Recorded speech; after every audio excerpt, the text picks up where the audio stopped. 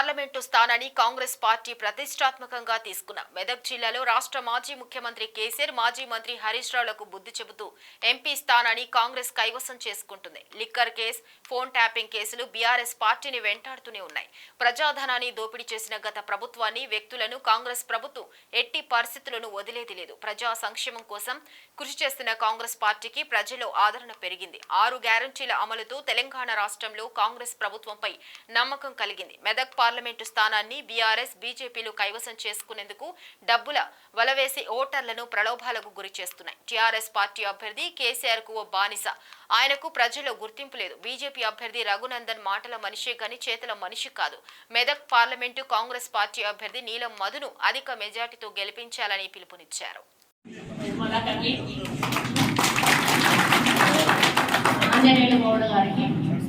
నర్సారెడ్డి గారికి, ముగ్గురికి జిల్లా అధ్యక్షులకు, అదేవిధంగా సిద్దిపేట హరికృష్ణ ఇన్ఛార్జ్ గారికి, గజ్వేల్ నర్సారెడ్డి గారికి, రోహిత్ రెడ్డి గారు రాలేదు, సంగారెడ్డి సోదరుడు జగ్గారెడ్డి అన్న వదలకు వచ్చి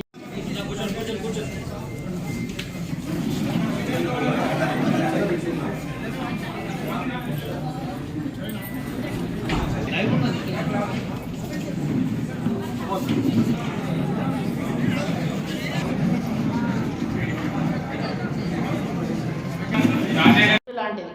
మీరు కూకటి వేళ్ళ లాంటి వాళ్ళు, మీరు గట్టిగా ఉన్నప్పుడే పార్టీ గట్టిగా ఉంటుంది, మేము గట్టిగా ఉంటాం. కాబట్టి మీరందరూ కూడా గట్టిగా పనిచేయాలని చెప్పి రిక్వెస్ట్ చేస్తూ ఉన్నాను. ఇకపోతే ఈరోజు ముఖ్యమంత్రి గారి ముందు మేము మాట్లాడినప్పుడు వారు రేపు ఎల్లుండి 6వ తేదీన జరిగేటువంటి రాహుల్ గాంధీ గారి తుక్కుగూడ మీటింగ్ ఏదైతే కేంద్ర ప్రభుత్వం అధికారంలోకి వస్తే మేనిఫెస్టో ఏదైతే ప్రవేశపెట్టబోతుందో దాన్ని మన తెలంగాణను కేంద్రంగా తీసుకొని ప్రవేశపెట్టడం నిజంగా గర్వకారణం. ఆ తుక్కుగూడ కార్యక్రమంలో మరి ఏ విధంగా, మరి ఏ నియోజకవర్గాల నుంచి ఎంతమందితో మరి సభకు తరలించాలనే విషయం మీద కూడా వారు ఆదేశించడం జరిగింది.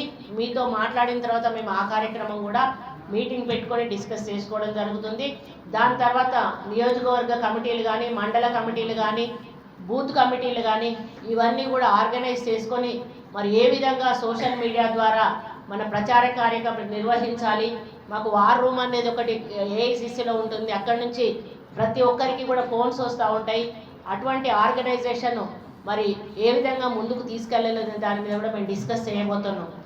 ఇన్ఛార్జీలను కూడా వేసినట్టు మాకు వేం నరేందర్ రెడ్డి గారు చెప్పారు. ఒక్కొక్క నియోజకవర్గాన్ని ఒక ఇన్ఛార్జ్ను, ఇంకా లిస్టు మా చేతికి రాలేదు. వాళ్ళు ఎలక్షన్లు అయ్యే వరకు కూడా ఆ నియోజకవర్గ ఇన్ఛార్జ్గా పనిచేయాల్సిన బాధ్యత వాళ్ళ మీద ఉంది.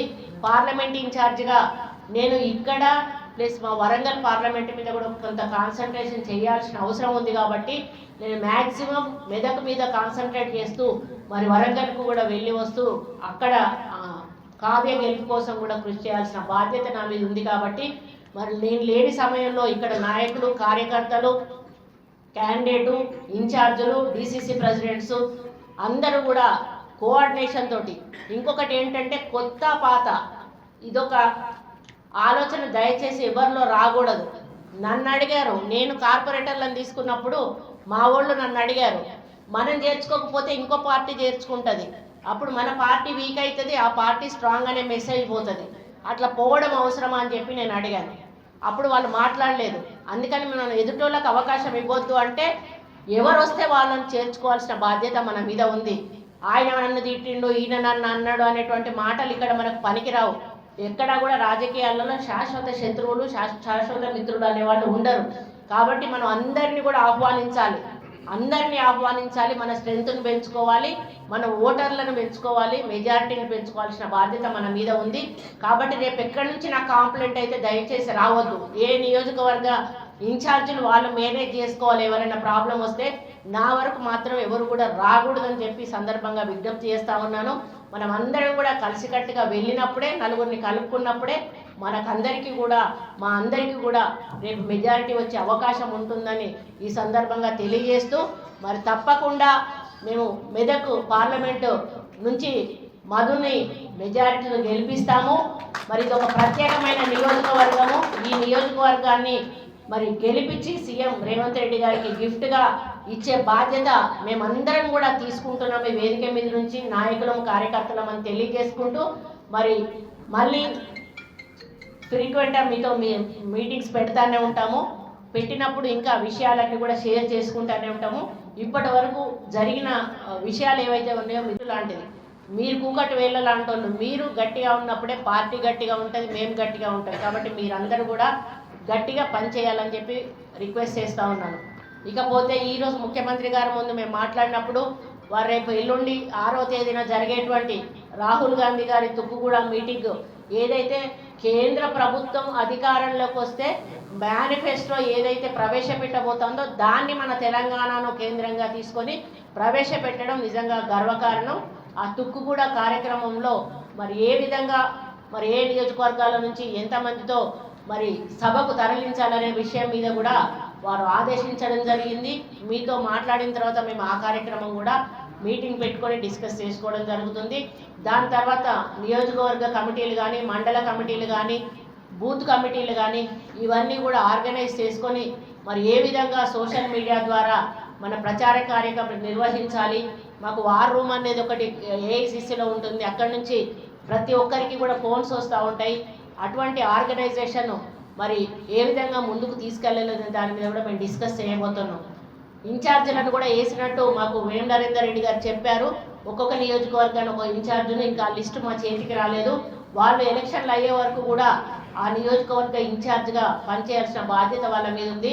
పార్లమెంట్ ఇన్ఛార్జిగా నేను ఇక్కడ ప్లస్ మా వరంగల్ పార్లమెంట్ మీద కూడా కొంత కాన్సన్ట్రేషన్ చేయాల్సిన అవసరం ఉంది. కాబట్టి నేను మ్యాక్సిమం మెదక్ మీద కాన్సన్ట్రేట్ చేస్తూ మరి వరంగల్కు కూడా వెళ్ళి వస్తూ అక్కడ కావ్య గెలుపు కోసం కూడా కృషి చేయాల్సిన బాధ్యత నా మీద ఉంది. కాబట్టి మరి నేను లేని సమయంలో ఇక్కడ నాయకులు, కార్యకర్తలు, క్యాండిడేటు, ఇన్ఛార్జులు, డిసిసి ప్రెసిడెంట్స్ అందరూ కూడా కోఆర్డినేషన్ తోటి, ఇంకొకటి ఏంటంటే కొత్త పాత ఇదొక ఆలోచన దయచేసి ఎవరిలో రాకూడదు.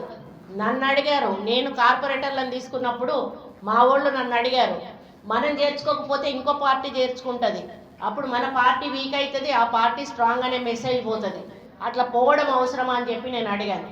అప్పుడు వాళ్ళు మాట్లాడలేదు. అందుకని మనం ఎదుటోళ్ళకి అవకాశం ఇవ్వద్దు అంటే ఎవరు వస్తే వాళ్ళని చేర్చుకోవాల్సిన బాధ్యత మన మీద ఉంది. ఆయన నన్ను తిట్టిండు, ఈయన నన్ను అన్నాడు అనేటువంటి మాటలు ఇక్కడ మనకు పనికిరావు. ఎక్కడా కూడా రాజకీయాలలో శాశ్వత శత్రువులు, శాశ్వత మిత్రులు అనేవాళ్ళు ఉండరు. కాబట్టి మనం అందరినీ కూడా ఆహ్వానించాలి, మన స్ట్రెంగ్త్ను పెంచుకోవాలి, మన ఓటర్లను పెంచుకోవాలి, మెజారిటీని పెంచుకోవాల్సిన బాధ్యత మన మీద ఉంది. కాబట్టి రేపు ఎక్కడి నుంచి నాకు కాంప్లైంట్ అయితే దయచేసి రావద్దు.